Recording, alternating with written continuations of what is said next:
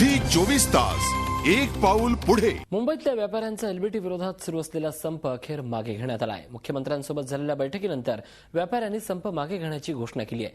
मुख्यमंत्र्यांनी एलबीटीवर तोडगा काढून राष्ट्रवादीवर कुरघोड केली आहे। शरद पवारांनी उद्या व्यापाऱ्यांसोबत बैठक आयोजित केली आहे। मात्र या बैठकीपूर्वीच मुख्यमंत्र्यांनी तोडगा काढल्यामुळे राष्ट्रवादीची लाभ उठवण्याची खेळी पुरती फसल्याची चर्चा आता रंगू लागली आहे।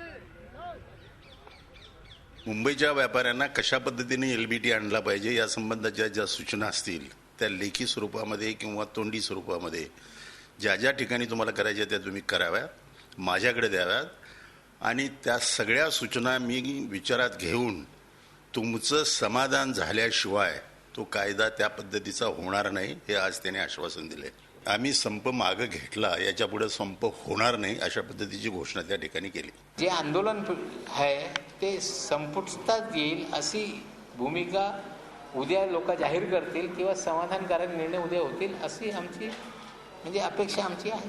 नाही, एलबीटी मध्ये जे व्यापाऱ्यांची शंका आहे त्या बाबतीत उद्या पवार साहेबांनी आश्वासन दिलं होतं की मी मुख्यमंत्री सोबत तुमची चर्चा घडवून आणतो आणि उद्या मला वाटते की त्या चर्चेमध्ये व्यापाऱ्यांचं समाधान होईल। झी 24 तास एक पाऊल पुढे।